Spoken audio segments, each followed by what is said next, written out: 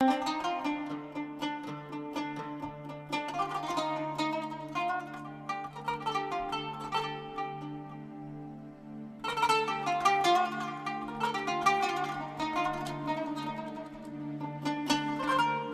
Krishnamurti nació una madrugada de mayo de 1895 en un pueblo del Valle Belrisi, en la India. Perteneciente a una familia de casta brahman, K, como le gustaba llamarse a sí mismo, fue descubierto en una playa de Madrás por uno de los líderes de la sociedad teosófica, que creyó encontrar en su persona el próximo salvador de la humanidad. Los seguidores de esta sociedad, que tenían como lema "No hay religión más alta que la verdad", pretendían crear un núcleo de fraternidad universal, sin distinción de credos, castas o religiones. Krishnamurti rechazó con el tiempo el papel de maestro que le había sido asignado por los teósofos, volando a partir de ese instante libremente por los cauces del autodescubrimiento, huyendo de los conceptos de jerarquía y sometimiento que normalmente son atribuidos a los guías espirituales. Las ideas de Krishnamurti insisten en la libertad y responsabilidad de cada individuo para encontrar la verdad, siendo justamente la esperanza de que algún otro nos la otorgue uno de los obstáculos para su descubrimiento. Según Krishnamurti, la verdad o realidad que explicaba no pertenecía a nadie, ni siquiera a él mismo, y por este motivo nadie tiene el monopolio de la verdad. El sentido del sacrificio y del esfuerzo para conquistar la verdad son ajenos también al pensamiento de Krishnamurti. Se aparta así de la tradición filosófica y religiosa de Occidente e incluso de Oriente, puesto que considera que el esfuerzo implica una meta o ideal a donde llegar y dirigirse, es decir, un tiempo para conquistarse, siendo el tiempo psicológico precisamente la cárcel que aprisiona al ser humano, pensando siempre en un momento mejor. Jiddu Krishnamurti falleció a la edad de 90 años en el Valle de Ojai, California, donde vivió durante parte de su existencia.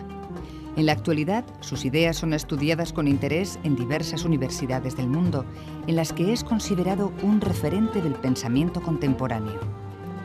Vamos a centrar el programa de hoy en la biografía de Jiddu Krishnamurti, uno de los grandes pensadores contemporáneos de origen indio y quizá uno de los que más han contribuido al diálogo entre Oriente y Occidente. Para ello contamos con la presencia de Pedro López Anadón, vinculado durante muchos años a la Fundación Krishnamurti Latinoamericana, de la que llegó a ser secretario general. Es autor del libro Krishnamurti, Vida y Obra. Buenos días, Pedro. Buenos días, Teresa. Krishnamurti fue descubierto por un miembro destacado de la Sociedad Teosófica, fundada por Elena Petrovna Blavatsky, me refiero a Leadbeater, en 1909, si los datos no son incorrectos. Tanto este como Annie Besant, presidenta por aquel entonces de la Sociedad Teosófica, quedaron impresionados por la brillante inteligencia de aquel joven de Madrás, hasta tal punto que pensaron en un momento determinado que estaban ante un avatar, ante un Mesías, ante un Salvador del mundo.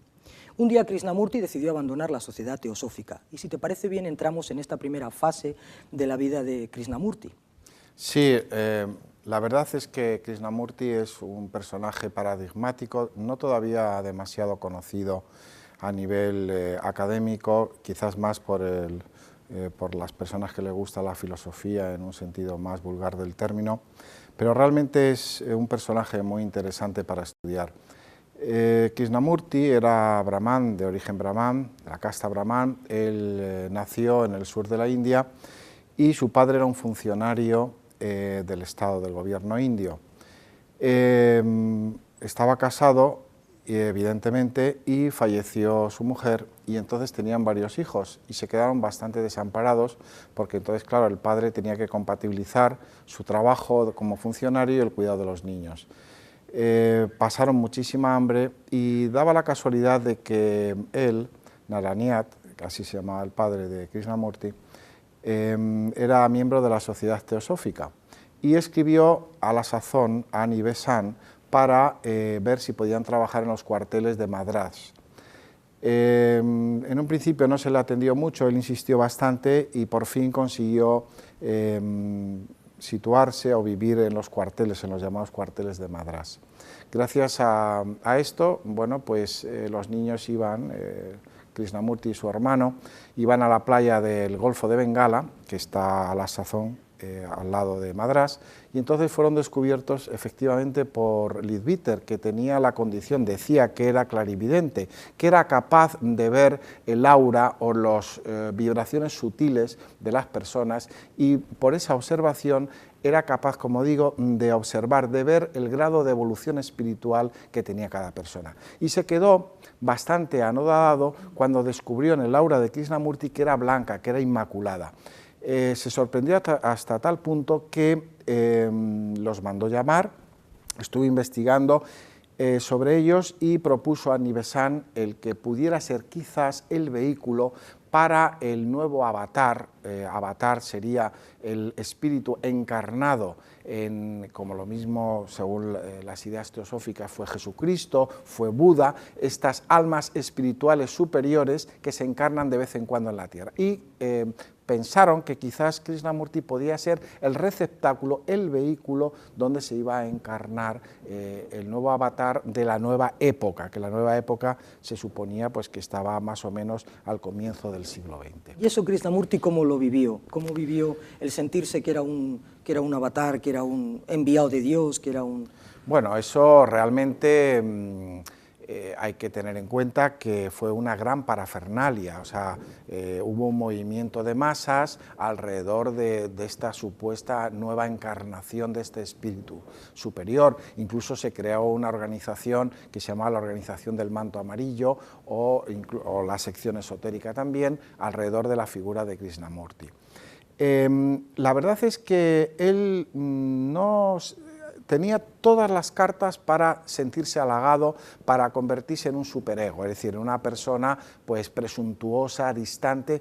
Él siempre conservó bastante de su humildad y no le llegó a afectar. De hecho, en los momentos posteriores de su vida, él dijo que eso no le había afectado. Y después veremos que precisamente todo el íter, todo el camino de su vida tiene un cambio y justamente afirmaría lo que estamos diciendo, que él no se sintió realmente modificado su idea, su sentir espiritual, su sentir filosófico. A la edad de 27 años, asoman en Krishnamurti los primeros fenómenos físicos que anuncian cambios trascendentales en su espíritu. En estas ceremonias de amanecer interior o de íntimo renacimiento, los sufrimientos físicos se corresponden con momentos de exaltación espiritual, pero también con fenómenos de hipersensibilidad. Durante aquel verano de 1922, Krishnamurti sufre tremendas transformaciones de la conciencia que le inician en el camino espiritual del gigante solitario que será a lo largo de su vida. Este tiempo será para el joven maestro el del despertar del Kundalini, la energía común o base de todos los grados de conciencia y materia. El manejo de esta energía es lo que permite la purificación y sublimación de todos los cuerpos espirituales. Tú dices en tu libro, el relato de su experiencia comienza justamente con un intenso dolor en la base de la nuca, que se manifiesta como una inflamación que no cede a pesar de las buenas esperanzas. El relato de los hechos que hizo el propio Krishnamurti y su hermano Nitya nos hablan de salidas espirituales del cuerpo, de contacto con seres que ofician la purificación de los cuerpos sutiles, y que diariamente, como si estuviese programado, asisten a una ceremonia de iniciación que produce un intenso dolor físico hasta el punto de hacerle desmayar en más de una ocasión. Bueno, esto tiene una lógica científica, a pesar de que esto pudiera parecer unos tintes folclóricos. Todos los grandes místicos, incluso Jesucristo, todos han tenido arrebatos, han tenido experiencias de esta naturaleza, trasunta de dolores físicos, y Krishnamurti no ha sido una excepción. Todo cambio interno, mental, espiritual, lógicamente tiene que tener un desarrollo, una transformación en el vehículo físico, ¿no? Entonces, efectivamente, él empezó a sentir este tipo de experiencias que, según la teoría hindú, eso se llamaría el despertar de la Kundalini, que es ni más ni menos como que la energía, ellos piensan que hay una energía situada en la base de la columna vertebral que en determinados momentos es despertada, es un potencial de energía nerviosa que va atravesando todos la columna vertebral, todos los chakras, que se llama en la terminología hindú, hasta que llega al loto de los 1000 pétalos, es decir, la cabeza, ¿no? O Sarasara. De manera que muchas veces viene acompañado de dolor, porque esa energía se dice que va quemando las impurezas que encuentra a su paso.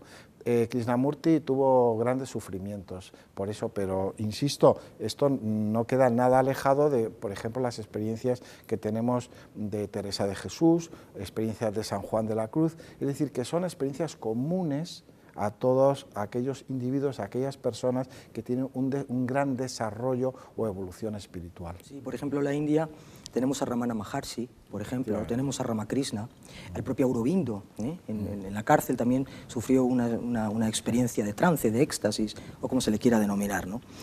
Después, Krishnamurti deja esta sociedad. ¿Por qué razón deja Krishnamurti la sociedad teosófica?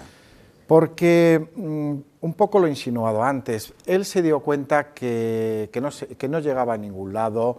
Es decir, a él no le interesaba ser un maestro, una especie de Dios que sería adorado por todas las personas. Él realmente quería que la gente, que las personas tuvieran un desarrollo espiritual. Y para eso habría que huir, había que romper con la imagen del seguidismo, de la autoridad. Esos son uno de los principios de su enseñanza, que para la cuestión espiritual es innecesario, es más, es un obstáculo la autoridad. Entonces se dio cuenta que dentro de los cauces de la sociedad teosófica es lo que se promocionaba, porque incluso hubo momentos en que los dirigentes de la sociedad teosófica pretendieron hacer una especie de cuasi iglesia con apóstoles, incluso hasta una especie de rememoración de la Virgen María. Claro, eso a Krishnamurti le horrorizaba porque, insisto, creía que la cuestión espiritual, el desarrollo personal, era un obstáculo tener ese tipo de creencias, ¿no?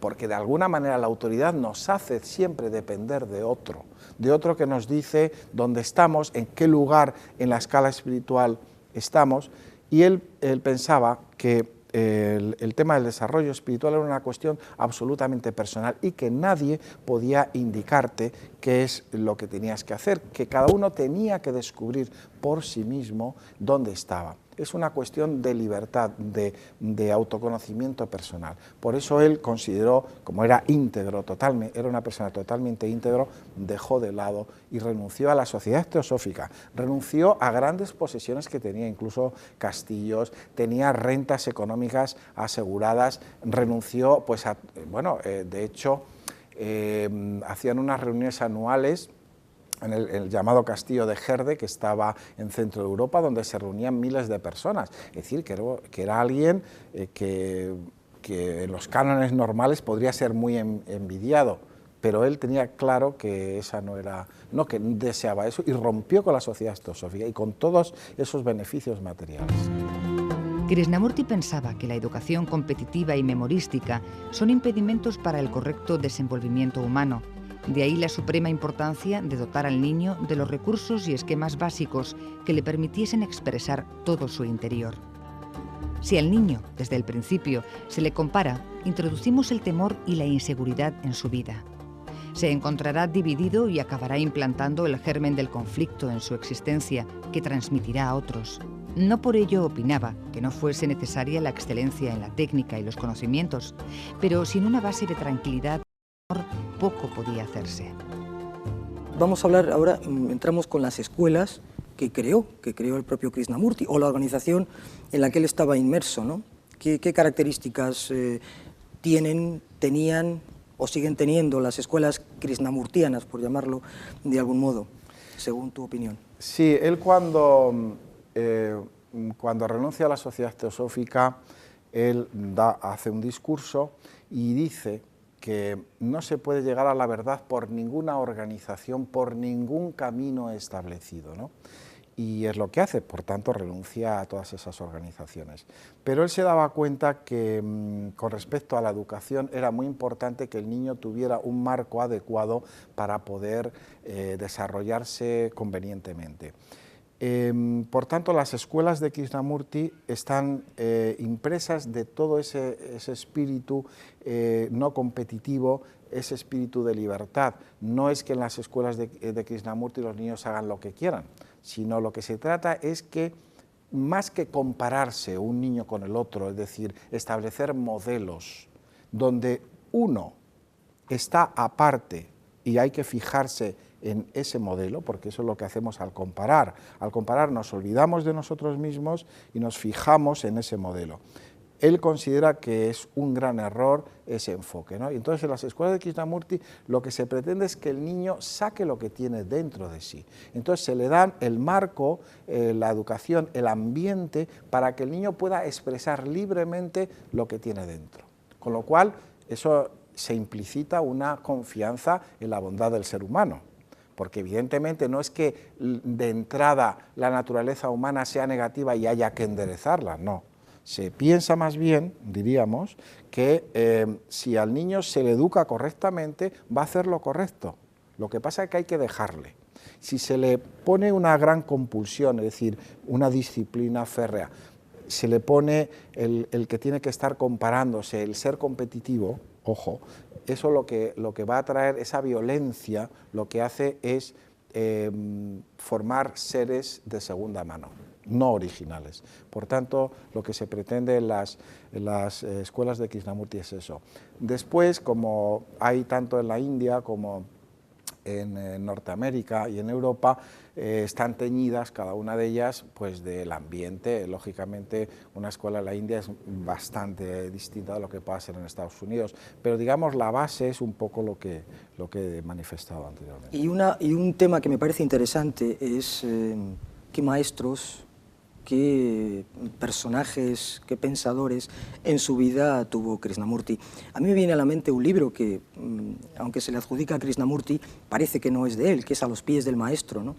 Parece ser que tuvo que ver algo Leadbeater o alguien de la Sociedad Teosófica. ¿Podrías comentar algo en relación con los supuestos maestros de Krishnamurti o personas que le han marcado, ¿no?, su pensamiento? Bueno, habría que diferenciar, porque dentro de la Sociedad Teosófica lo que ellos llamaban los maestros, se suponía que se trataba de una élite espiritual, de la misma manera que, digamos, evolutivamente, dentro de lo que es la humanidad existen razas o individuos que están supuestamente, tienen un rango evolutivo determinado y después ese rango evolutivo pues va aumentando en capacidades intelectuales y espirituales. En el otro extremo estaría aquel grupo de personas que ya incluso han superado el estado humano, y a eso le llaman los maestros o la gran fraternidad blanca, que de esa gran fraternidad blanca se encarnarían los avatares, que serían esas almas que inspirarían a la humanidad. Bien, pues entonces, según el concepto teosófico, los maestros serían esa gran fraternidad blanca que de alguna manera tutela a la humanidad, les da de vez en cuando pues inspiración para que continúe su camino. Supuestamente la Sociedad Teosófica estaba inspirada en esos maestros, supuestamente, y también Krishnamurti dijo que estuvo en contacto con esos maestros, pero él después rechazó eso como producto del condicionamiento que le hicieron los teósofos. Y él aparta toda esa fantasmagoría, podríamos decirlo así, con lo cual no estoy diciendo que pueda existir o no, pero él rechaza eso y dice, y se sitúa en el hecho que para la cuestión de tipo espiritual uno tiene que estar desnudo de todo, que no vale apoyarse en autoridad, sean maestros o sea lo que sea. Pedro, eso me temo que el tiempo ya nos avisan de que se está terminando y yo quiero despedirte, encantada de que hayas estado aquí. Además sé que vamos a volver a participar los dos en otro programa sobre el pensamiento de Krishnamurti y gracias por tu libro y por la colaboración en este programa. Me gustaría terminar con una frase de Krishnamurti que dice así: una mente que experimenta cualquier forma de miedo no puede, es obvio, tener la cualidad del amor, de la simpatía, de la ternura. El miedo es la energía destructiva en el hombre, marchita la mente, distorsiona el pensamiento, conduce a toda clase de teorías extraordinariamente ingeniosas o sutiles, a supersticiones absurdas, a dogmas y creencias. En una próxima emisión, también dedicada a la figura de Jiddu Krishnamurti, de la mano de los participantes en el programa de hoy, realizaremos un análisis de las ideas y el pensamiento de este notable pensador indio.